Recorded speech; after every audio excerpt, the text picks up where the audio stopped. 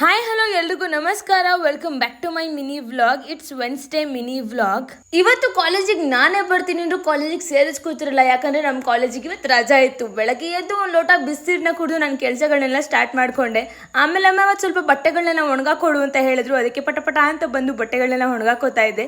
ಟಿಫನಿಗೆ ಇವತ್ತು ಅನ್ನ ಒಗ್ಗರಣೆನ ಮಾಡಿದ್ರು, ತುಂಬಾನೇ ಚೆನ್ನಾಗಿತ್ತು. ನಂಗಂತೂ ಅನ್ನ ಒಗ್ಗರಣೆ ಅಂದ್ರೆ ತುಂಬಾ ಇಷ್ಟ ಆಗುತ್ತೆ. ಹಾಗೆ ಟಿಫನ್ ಮಾಡಿ ಸುಮ್ಮನೆ ಕೂತಿದ್ದೆ. ಅವಾಗ ಅನಿಸ್ತು ಮತ್ತೆ ನಮ್ಮ ಕಾಲೇಜಲ್ಲಿ ರಜೆ ಕೊಡಲ್ಲ, ಯಾಕಂದ್ರೆ ಮತ್ತೆ ಮೊಹರಂ ಬರಲ್ಲ, ಮತ್ತೆ ಈ ಟೈಮ್ ಸಿಗಲ್ಲ, ಬಟ್ಟೆಗಳನ್ನೆಲ್ಲ ಮಡ್ಚಿಕೊಬಿಡೋದು ಅಂತ ಬಟ್ಟೆಗಳನ್ನ ಮಡ್ಚಿಕೊಂಡೆ. ಆಮೇಲೆ ರೂಮ್ನ ಕ್ಲೀನ್ ಮಾಡ್ಕೊಬಿಡೋದನ್ನ ರೂಮ್ನ ಕ್ಲೀನ್ ಮಾಡ್ಕೊಂಡೆ. ಯಾಕೋ ನನಗೆ ಇವತ್ತು ಮಧ್ಯಾಹ್ನ ಊಟ ಸೇರ್ಲಿಲ್ಲ. ಅದಕ್ಕೆ ನಮ್ಮಮ್ಮ ಸ್ವಲ್ಪ ಎಣ್ಣೆ ಹಾಕಿದ್ರು ಲಿಯೋಗೆ. ಅದಕ್ಕೆ ಅವನಿಗೆ ಸ್ನಾನ ಮಾಡಿಸ್ಕೊಬಿಡೋದಂತ ಸ್ನಾನ ಮಾಡಿಸ್ಕೊಂಡು ಆಮೇಲೆ ನಮ್ಮಮ್ಮನ ಹತ್ರ ನಾನು ತಲೆಗೆ ಎಣ್ಣೆ ಹಾಕಿಸ್ಕೊಂಡೆ.